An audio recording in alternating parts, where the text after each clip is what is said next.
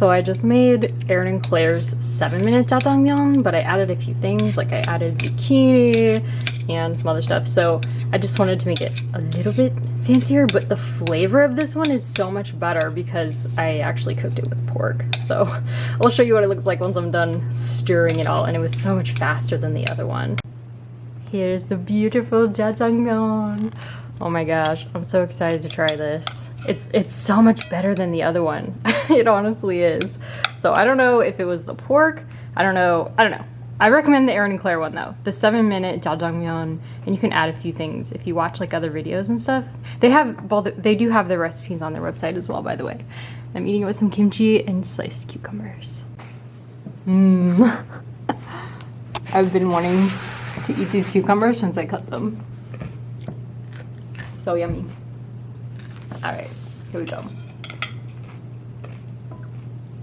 And I also used pork blade roast, I think, this time.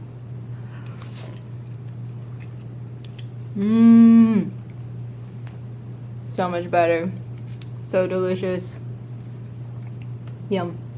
Hello there, guys. Today I'm going to be starting another weekly vlog. So this is July 17th, a Monday, and I actually wasn't even thinking that I would be doing a weekly vlog this week because I just had my schedule kind of planned out slightly incorrectly in my head, and I was thinking, oh good, I'll take this week off and I'll just post my reading like 80s vlog. But then I had a bunch of thoughts come up that I really wanted to share with you guys, and I realized I'm just so excited about vlogging that I'm just gonna keep doing it. I don't know. It might be nice to have a break some week, but I really kind of miss vlogging when I'm not doing it. So I'm just gonna keep going. Hopefully you guys don't mind. So I wanted to tell you a story of what happened to me today because it was amazing. It was such a God thing. I was really upset because I had lost my rings, my wedding ring and a garnet ring that my mom gave me, and I couldn't find them anywhere. I was looking for them everywhere, and I texted Tiffany today and I was like, can you pray for me? I'm so anxious. I literally didn't sleep well last night because I was anxious about my ring being missing. As much as I was trying to tell myself they always turn up, you know, I lose things a lot and they turn up. I was like, don't worry, you have places to check still. They will turn up. Don't worry, things will be fine. And I always pray that God will help me find things, and they always turn up. So I kept telling myself these things, and yet I was still really anxious, and I was just not able to control that feeling. So I texted Tiffany, and she started praying for me, and like instantly the anxiety was gone. It was wild. I don't know if I've ever had that happen before, where it was so obviously God. Like, there was no reason for me to be less anxious. But as soon as Tiffany started praying for me, I feel better. So thank you so much to Tiffany for praying for me. That was incredible. I really felt touched. So I really just felt like God was saying, don't worry. Don't worry about this. Things are not always as bad as your anxiety tells you that they are. And I knew that that was true because recently I had an accident in physical therapy with my foot, and I talked about it a little bit in my vlog last week. And the way my foot was acting several days after physical therapy was telling me, it's like all these other times, your foot is now so mad, it's going to stay mad for like 2 months. It's going to take a long time to calm down. However, that didn't happen this time. It started calming down on like day 5 out from physical therapy.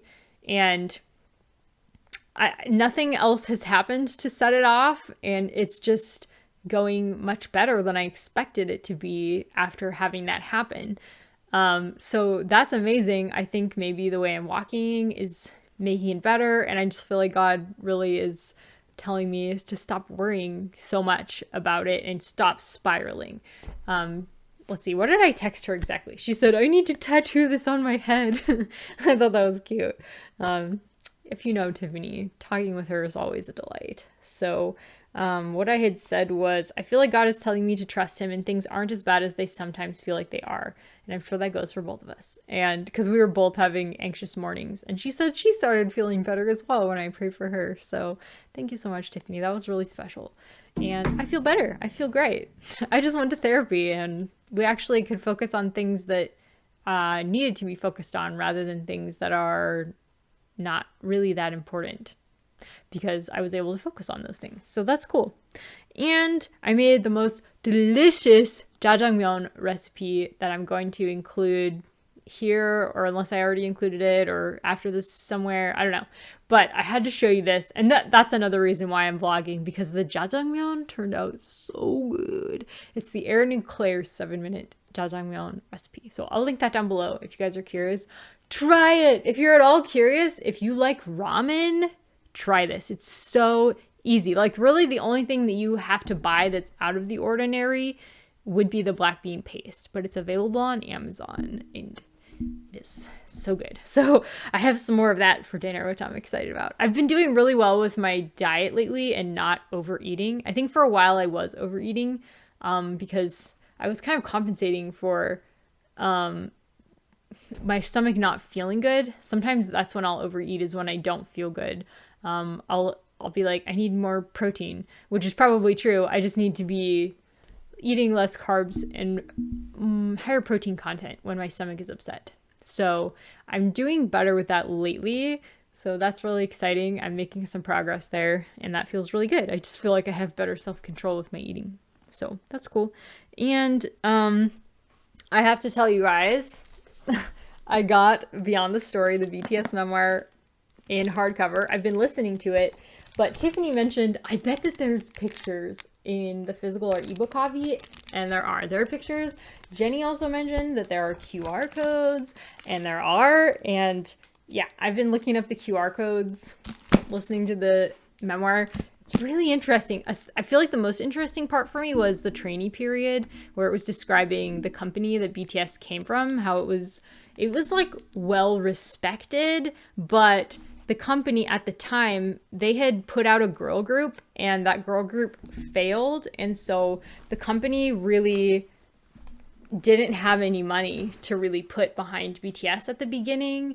And it was just it was an amazing story that they actually became as popular as they did. And they also were going to be a hip hop group. In fact, when they were coming together as a group and all the members were being added to the group, it was supposed to be a hip hop group, not an idol group. And so like the rappers didn't know how to dance, and the singers were like being convinced that, oh yeah, rapping is the cool, rap and hip hop, those are the genres, those are the coolest. And you can really see that in their early work, how they were talking about social issues in Korea. Bepse and No More Dream and a lot of their early work, it's about really a lot of BTS songs.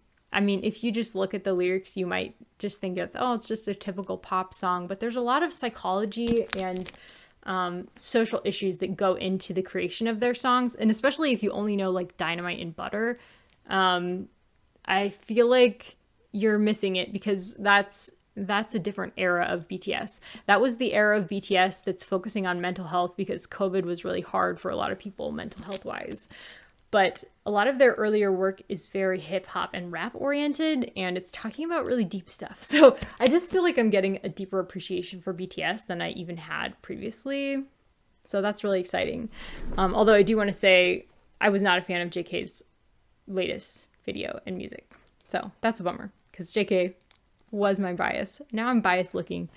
I think there was a deer that just ran away. Maybe Yoongi will end up being my bias overall. He is a rapper. And Daechwita is my favorite song that has ever come out of a solo BTS artist, a solo act. I love a lot of Jimin's solo work as well. So, but Daechwita, it's the best. Okay, regardless, let's keep moving on. So I am going to be starting today, I think if I have time, I'm going to be reading If I Had Your Face by Francis Cha with Tiffany. We're going to be starting this. Yay! Last week in my spare time, I was reading the Memoirs of Lady Hyegyeong, and that is so fascinating. I feel like it's really easy to read, which is shocking, maybe because it's translated, and the translators have made it easier to read. But yeah, Memoirs of Lady Hyegyeong, a lot of it feels kind of like a celebrity memoir. Honestly, it feels similar. It's weird because I'm reading two celebrity memoirs basically at the same time. This BTS memoir and then the Memoirs of Lady Hyegyeong, also a celebrity memoir, because they're being so careful not to get people in trouble and to cover up things. You know, you can tell like the editor in Memoirs of Lady Hyegyeong, you know, has an asterisk next to something she says about her mom having given birth 3 or 4 months before something happens. And the editor is like, actually, her mom was still pregnant. And that was the reason that Lady Hyegyeong probably wrote that she had already had the baby by this time, was because they were in a period of mourning and the mom shouldn't have been pregnant during a period of mourning. You're not supposed to be having sex during a period of mourning. So I thought that was fascinating. I'm loving Lady Hyegyeong. I loved the introduction, what I read of it. I'm going to have to go back and read it because I was just worried that I would never get through the introduction and wouldn't actually get to the work itself.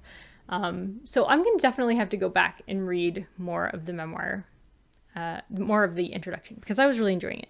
But regardless, I don't think I will be reading much of the Memoirs of Lady Hyegyeong this week because I'm going to be starting If I Had Your Face. I would love to just start and finish this in a week, but we'll see. It's not that long, so maybe I can. I don't know. I need to text Tiffany back.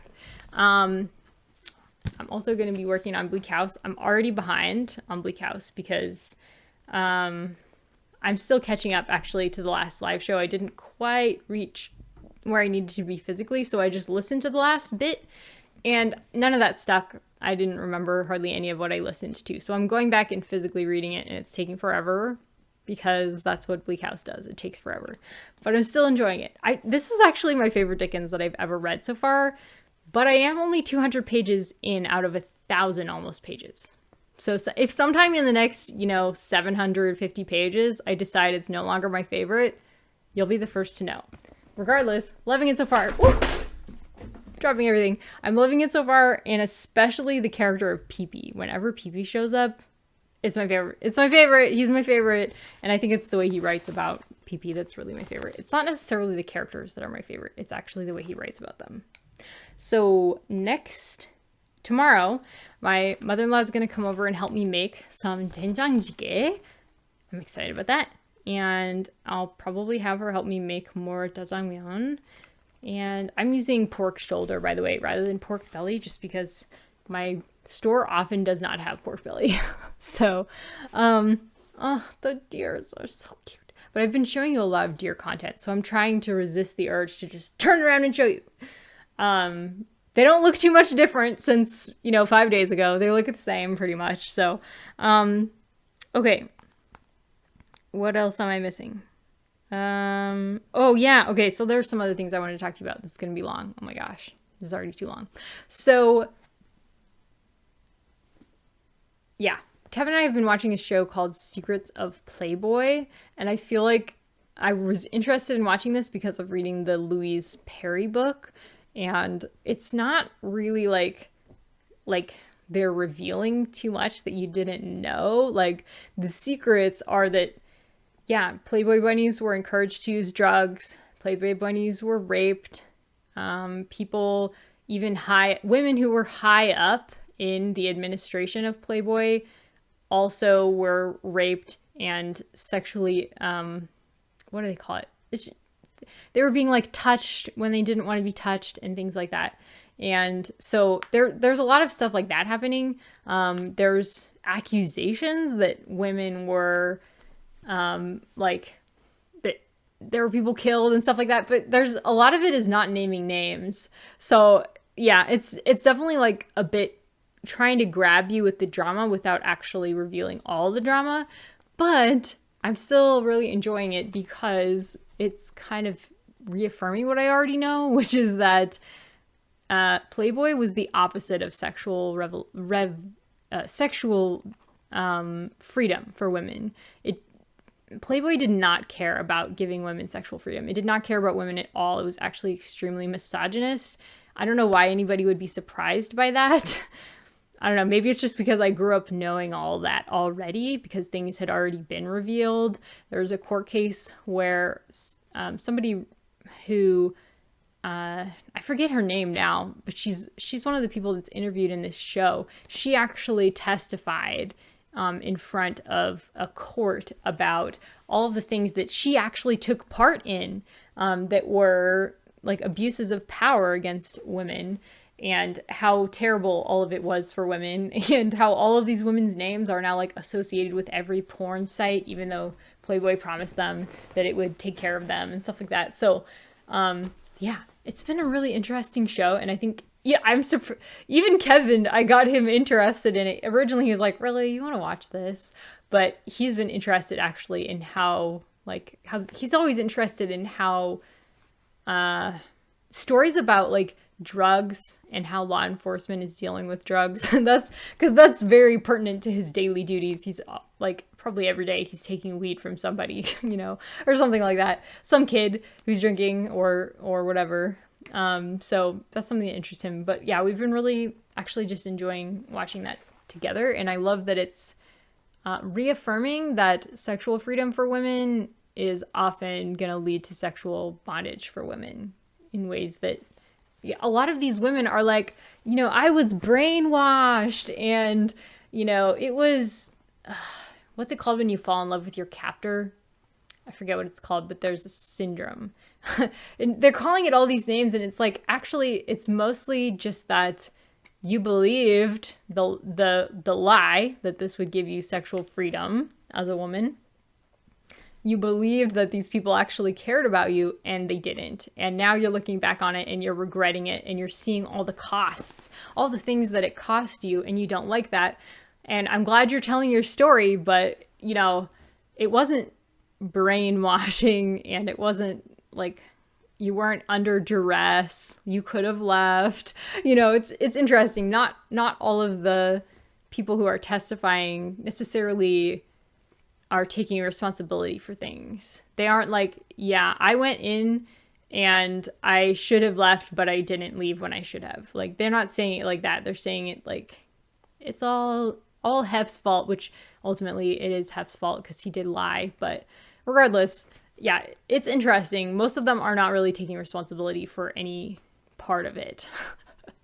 But it's interesting. It's so interesting. So I wanted to talk about that. And even though that's not a book. And then there was something else that I wanted to talk about too. Oh, yeah. So for church this week, we listened to this interview. I'm really loving the Sandals Church and the Debrief podcast with Matt Brown, who is one of the pastors at Sandals Church. And so we were just listening to the Debrief podcast, the most recent one. If you search the Debrief podcast with Matt Brown, his most recent one is an interview with two gay women who used to be married.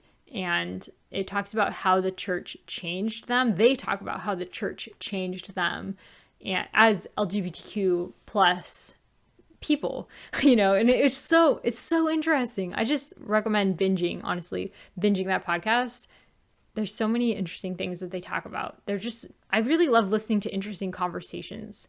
And I feel like the Debrief podcast is all about that. It's all about making you think and having interesting conversations. So definitely recommend it. I'll link it down below. I'll link the one that I'm talking about down below, but I'll also just link the channel so that you can find it really easily if you're interested.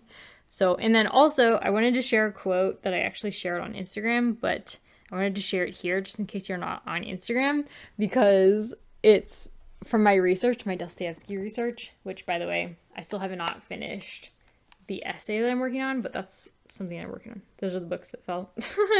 Regardless, so this is the best short stories of Fyodor Dostoevsky, and it's like in the introduction, it talks about how already during his student years, Dostoevsky revealed the characteristic trait which was to cause him so much trouble during his life, namely his utter inability to manage his own personal affairs and his uncanny gift for getting into debt. In spite of his more than adequate allowance of 5,000 rubles a year, he seemed incapable of living within his means. He spent his money almost as soon as he got it, and during the rest of the year he literally starved. An illustration of his unpractical turn of mind is provided by the fact that he rented an expensive flat while still at college. He paid 1,200 rubles a year for it, although he only lived in one small room in which he froze during the winter, as he never had enough money to even keep that one room warm. So I just love reading about Dostoevsky. Again, he was so flawed, but I love him. I just adore him. He's so, I guess, an unpractical person who's also artistically brilliant. I find that just adorable. That's a trope that I love in books. Numer Samalin of this fantasy series, The Immortals Quartet. That was my first fictional crush. Like one of them. I just love that in a person. I love that characteristic in a person. I think it's hilarious. But anyways, so this has jump-started my interest again in Russia. So I'm excited to be exploring more Russian literature and history later this year. And I better go because it's already been 20 minutes I've been talking with you. Wow, that's crazy. Hello there. Today I have Nancy over here with me cooking, and we are making fermented soybean paste stew. And this is Mangchi's recipe. And so it's also known as doenjang jjigae. That's the Korean name of it, but the translated name is fermented soybean paste stew. So she doesn't call for anchovy kelp stock, but we're gonna make anchovy kelp stock because I have both dried anchovies and kelp. So, and she does have a recipe for anchovy kelp stock on her YouTube channel. So I'm just gonna go ahead and make that. I'm gonna be removing the head and guts from these anchovies to start with, and then I think we'll just boil it with the kelp stock, but I need to finish watching the recipe first. Meanwhile, Nancy has been chopping all of our veggies. Woo! And I'm going to be putting some pork into it. I actually, this is really ironic because the stew that I'm making is supposed to be a tofu stew, but I'm going to be, rather than using tofu, I'm going to be using this pork that I've just had in the freezer for a while. And also, my body needs meat. I don't do well with just having tofu, so that's okay. But maybe I'll run to the store later this week and insert some soybean paste, or soybean tofu. And then it also calls for shrimp, so that's the ingredients so far, and I'll show you the finished product and maybe some of the fish deheading and degutting. All right, so we're taking off the head, which isn't hard. They're like literally falling off. And there's such a pungent scent that I'm just sticking them into a bag, and we'll throw the bag, we'll knot the bag and then throw that away because otherwise the trash will smell. And so I just kind of squeezed it a little bit and tore it apart, and see this black stuff here. You're taking the black stuff out of it. That is the guts. And Mangchi says it'll make the stew too bitter if you leave those in. So, and I'm sticking everything in this cheesecloth, and I'm gonna tie the cheesecloth up and put it in the pot, which is right over here. So I'll do another one. So I just reached in and grabbed a head. As you can see, the deheading part is very easy. Okay. And then Mangchi just put these in the freezer after she was done. So that's probably what I'll do too, because otherwise they will go bad before I use them all. So it's pretty easy. You just have to have the ingredients, which isn't really hard with Amazon.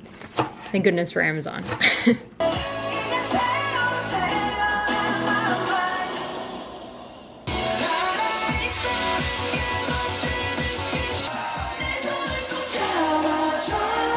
Hi, okay, we have soup. Super excited to try this out. So it's very like chunky. You could see there's lots of veggies. We put Korean radish and double the potatoes in here just because I wanted lots of veggies. What we should have done was put double the meat because the pork that I picked out had so much fat in it that we had to cut off most of it. But regardless, the flavor is really, really good. I did try it, the broth, earlier to make sure the potatoes were cooked through. Yeah, super excited to try this. Okay, here we go. It definitely has like anchovy flavor. Yeah, it has a great flavor, and I have some shrimpies as well. So let me show you what it looks like.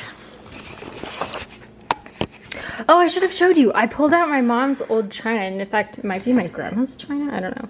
Isn't it so pretty? So I'll be filming with these now.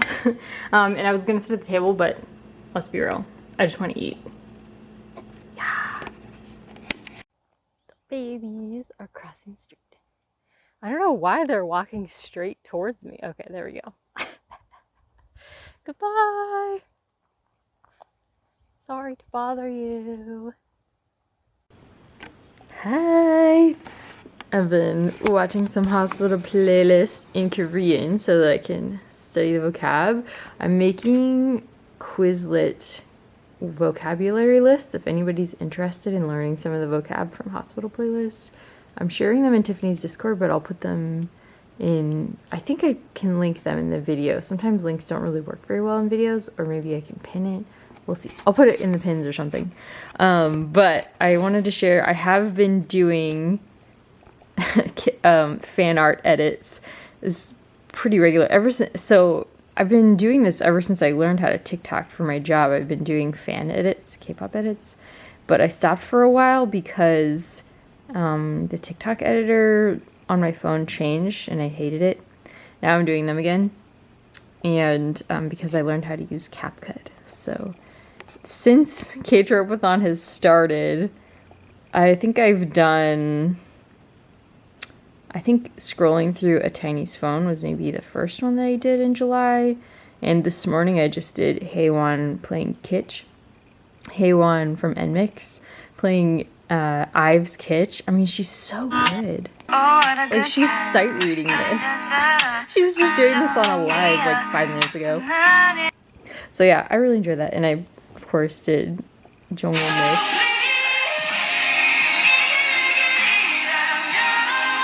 So yeah, and I did Yoongi and No More Dream, and yeah. And there's a communications coach who reacts to different K-pop groups, so I did him standing about Wooyoung, calling him the most charming idol. Wooyoung gives you his attention, he gives it to you with, 1,000,000% of his energy. Yeah, he's such a New York star. Like, anytime he talks about ATs, he just talks about Wooyoung the whole time. It's hilarious. Max Beaumont. He also does reactions to like BTS. He did one to Twice. I'm hoping he continues to do more Twice. But anyways, yeah, this is my TikTok handle. I don't post these on Instagram because I don't want everybody to think I'm a total wacko. But if you are interested in K-pop edits, I do K-pop edits. And it's my addiction. I love doing it. It's so fun when something like takes off. It's actually been a little while since something took off. But my K-Hot Chili Peppers edit took off. Anyways, I can't show you the whole things because I'm afraid this video will get blocked. But anyways, yeah. Occasionally something will take off and it's really fun. My Victon Dawnsake's Christian tattoos took off. And Teddy Bear Consultation with Jongho took off. So yeah, those are some of my edits. Jongho Main Dancer took off. Yeah. As you can tell, I have a lot of edits about Jongho. Looks like my Jongho edit took off on YouTube. Yay! It didn't take off as much on TikTok this time. I wasn't even posting these to YouTube for a long time because their copyright was so bad, it blocked so many of the edits that I just kind of gave up. But recently they started, I guess, revenue sharing, so it doesn't totally block you off now if you are just doing K-pop edits, which is really just for fun. I'm not trying to make money off of this, guys. It's literally just for fun. And even though I really need to work today and get a lot of work done, I also really want to finish this Dostoevsky essay. I'm going to see if I can put together a full draft. I have like almost every bit of my research done. I have maybe like a little more that I could do, but if I can just create it with the research I've done, I'm going to.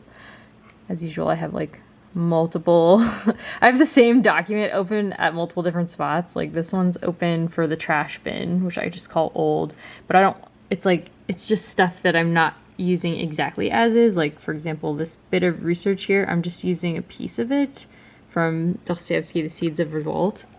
So I always have one I always have one page open to the trash bin. I have multiple places where I mark where I left off last time I was working on something so that I can sort of pick up where I left off. research, background. Yeah, so I'm just going to try to write the whole thing through once. And I think I've got kind of the concept down of the essay. I'm still working on the perfect opening, but it's really similar to my video that I posted on this so long ago. A Christmas tree and a wedding. What sort of story does this title suggest? Wholesome, Christian, Hufflepuff type literature. So, obviously it doesn't go in that direction. The story changes. I don't know if this is going to stay my opening, but that's the concept I'm going with. The contrast between the title, A Christmas Tree and a Wedding, with the actual content, which is really harsh. I just finished Once Upon a Kprom. It's now Thursday, July 20th. And I'm waiting for Victoria. We're gonna have a Zoom call. Hi! Hello. Oh my gosh, your room looks so amazing. Hello there, County Library. This is Christy Lewis from the branch. Like in The Patriot. I wonder sometimes back then if I would have been a patriot or if I would have been like a conservative. I would be a Tory. I know. Same.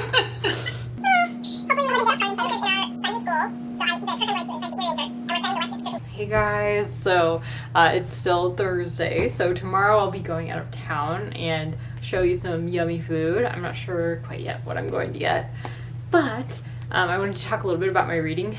I haven't been reading very much, but I'm almost finished with band book club because this needs to go back to the library, and Kate Howe's doing some reading sprints right now, so I'm hoping after I make my jjigae for dinner that I can finish up this graphic novel with Kate.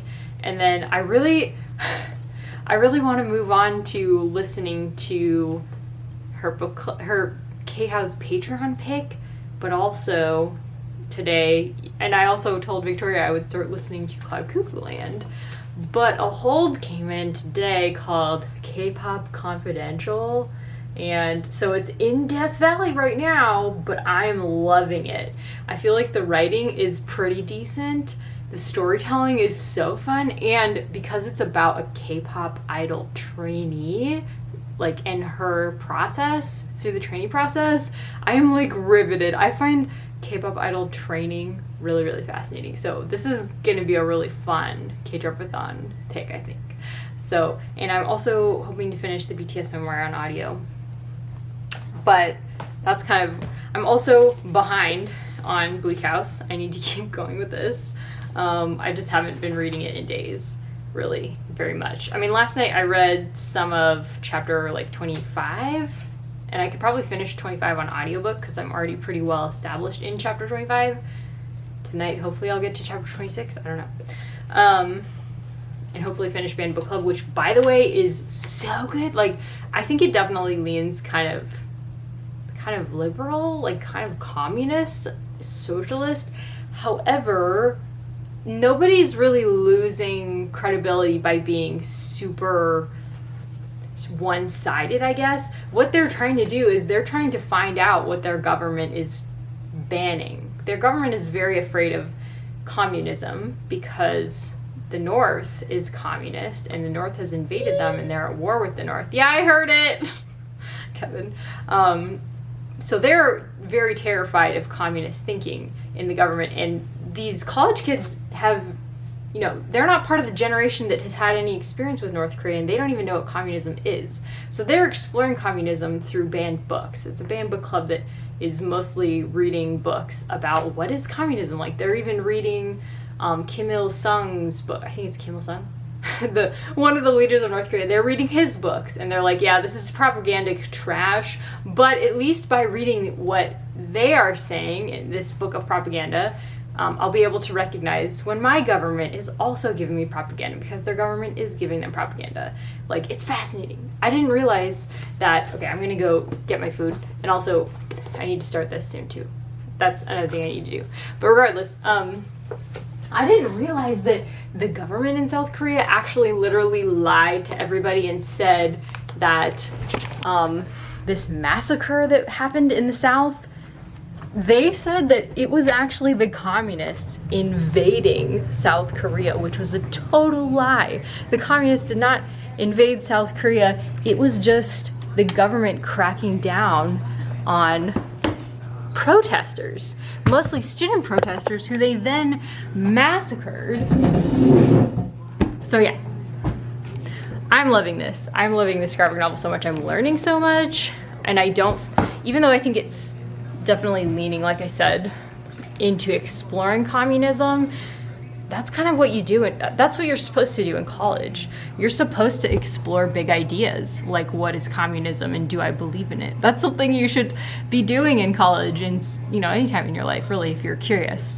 But we'll see how it ends. But so far, I've been super impressed and loving this.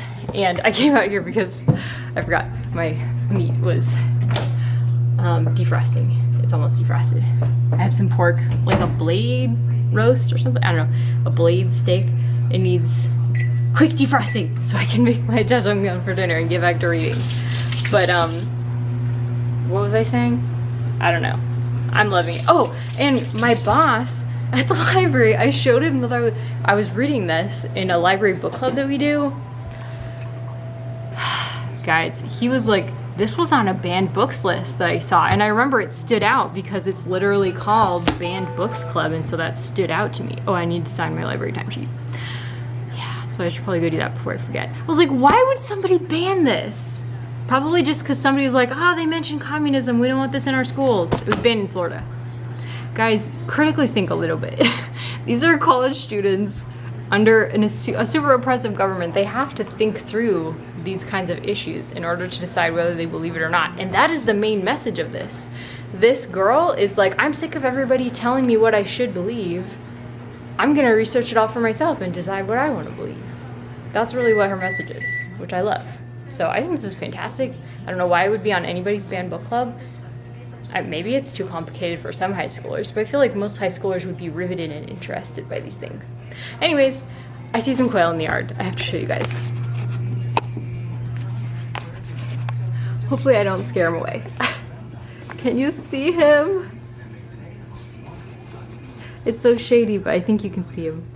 He's so cute. I haven't seen quail in a while. I've been seeing the deer like every day in my yard. Usually they come in pairs, but I don't see his mate or hers. I don't remember what the coloring differences are between males and females. Anyways.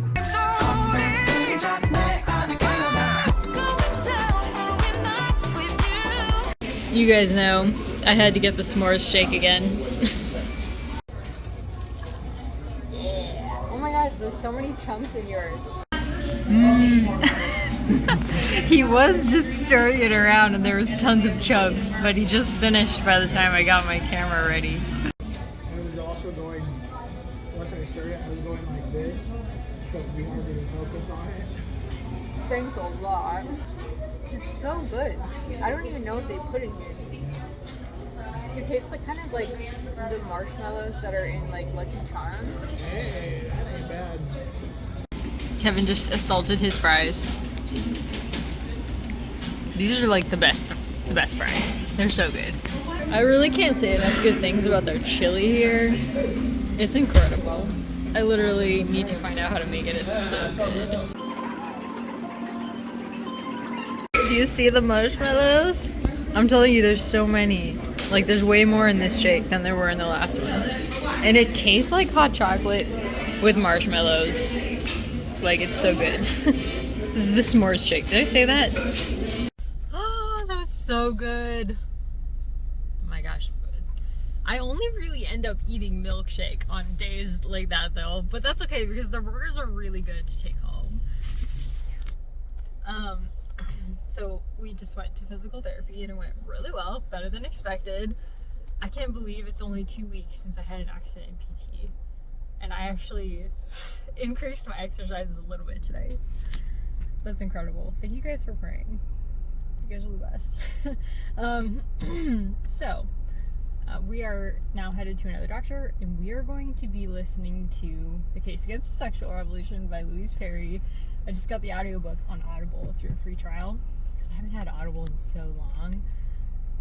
And Kevin said we could try listening to it because we were continuing to watch the Secrets of Playboy show, and we just had a lot to talk about while we were watching that. Oh, hang on. Hey guys, we made it home. Okay, it is now 6:42 on Friday, July 21st. And yeah, we did make it home, and we listened to The Case Against the Sexual Revolution the whole way home. And Kevin said, yeah, we can keep listening to this. I think he's interested and enjoying it, so that's cool. I think it's probably a lot to just take in over audiobook. I'm getting it because I've already read it multiple times over the course of compiling notes and stuff like that. For him, just listening to it, I think it's kind of probably a lot to just listen to, but I'm excited that he's listening to it with me. I think I left off talking about the Secrets of Playboy show. So yeah, there's so many parallels because the author Louise Perry also talks about Hugh Hefner and the terrible, like, she compares him to Marilyn Monroe and how their situations turned out and how the promises of the sexual revolution did not help. Like, it didn't help women the way it helped men, and specifically certain men of like certain stature. So most people are not actually doing better under the current sexual revolution.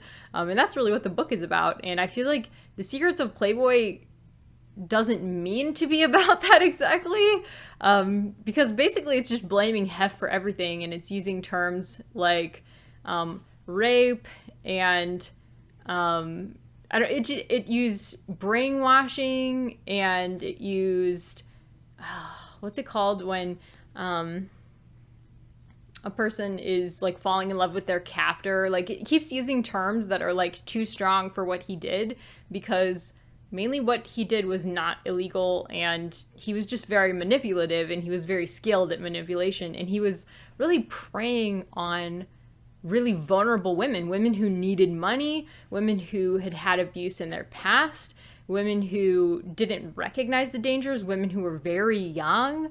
And that's also the cross-section of people that Louise Perry in the case of Against the Sexual Revolution is also talking about helping. She's like, I'm also worried about these young women, because it's young women who are getting like screwed by the promises of the sexual revolution. So yeah, I'm loving that crossover, and it's fantastic. And I did finish Ben Book Club, and I just filmed a review, so hopefully you'll be seeing that soon. I didn't get like hardly anything of what I was planning to do out during K-Tripathon out. Like, I still have an 80s vlog and some reviews and stuff like that, but that's okay. I did finish this week, and I finished A History of Korea. Maybe that was last weekend though, I don't remember. And I finished Once Upon a Kprom. So you know what, I finished 3 things. That's pretty cool. I don't usually finish 3 things in a vlog, so yay me, go me. And now I'm obsessed with Kpop Confidential, so I'll probably finish that coming up here. But I need to get back to Bleak House. I need to finish the BTS memoir so I can send it off to other people who want to know about it. And I really need to start If I Had Your Face, because I didn't start that this week. But I haven't heard from Tiffany that she started it either. So yeah. That's basically it. Oh, I wanted to also talk about Once Upon a Kprom. I really did enjoy this. I really felt like the author did a good job of showing character growth and kind of multiple sides of somewhat complicated issues. And the plot, though, it was very sweet, but the plot was really the best part. She really kept it moving, and it wasn't like believable. Like, it was totally cheesy, but it was. I have never read a book that so completely was sold completely exactly right as what it is. This cover is exactly what this book is. If this is what you're looking for, this is what you're gonna get. So I hope that you guys also enjoyed this. I cannot wait to discuss it with you in our finale live stream. Yeah, I don't know what I would rate it. Probably like 3 stars? 3.5 stars? I don't know. Yeah. Excited to talk about it. This was really fun. So that's mainly it. I think that's everything. Yeah. So I'll talk to you next week. I have a really exciting plan for next week. I actually thought I was going to do it this week, but that was wrong. So I'm going to do it next week. I'm really excited about it. I'm not going to be vlogging this weekend at all because hopefully I'll be editing this and maybe editing something else. Maybe the review I just filmed. Anyways, I'll talk to you guys soon. Let me know how your weeks went.